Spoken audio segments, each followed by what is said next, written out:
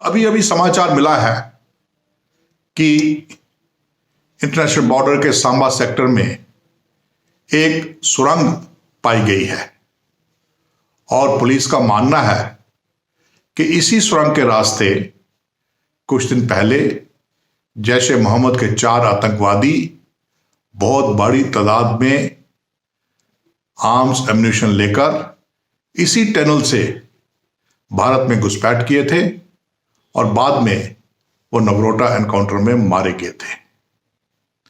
यह गहन चिंतन का विषय है क्योंकि भारत सरकार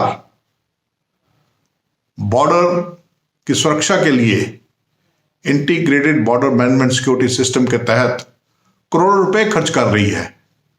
उसके बावजूद ये हो रहा है और हैरानगी की बात यह है कि हमेशा ये सुरंगें जब इन्फिल्ट्रेशन या घुसपैठ हो जाती है उसके बाद ही इनका पता क्यों चलता है, उसके पहले क्यों नहीं इनका पता चल सकता?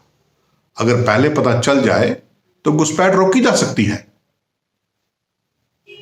ऐसा नहीं हो रहा है। क्या संसाधनों की कमी है या फिर बीएसएफ की पेट्रोलिंग करने की तकनीक में कुछ कमी है या कुछ और है?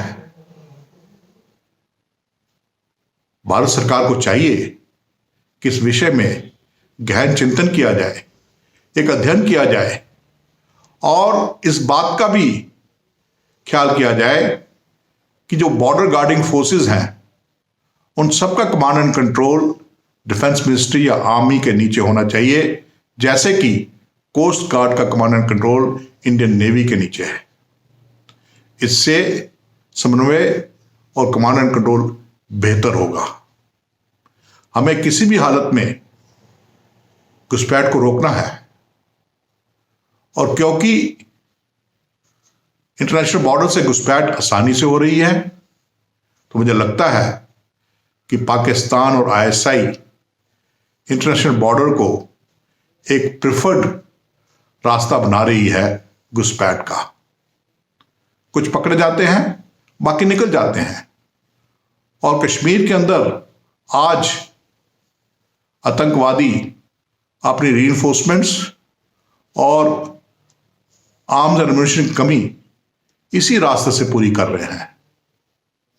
यह चिंता का विषय है। अगर हम कश्मीर में आतंकवाद खत्म करना चाहते हैं तो हमें घुसपैठ को किसी भी हालत में रोकना होगा। अगर एलओसी पर घुसपैठ कम की जा सकती है तो इंटरनेशनल बॉर्डर पे हमें बिल्कुल जीरो घुसपैठ करनी होगी।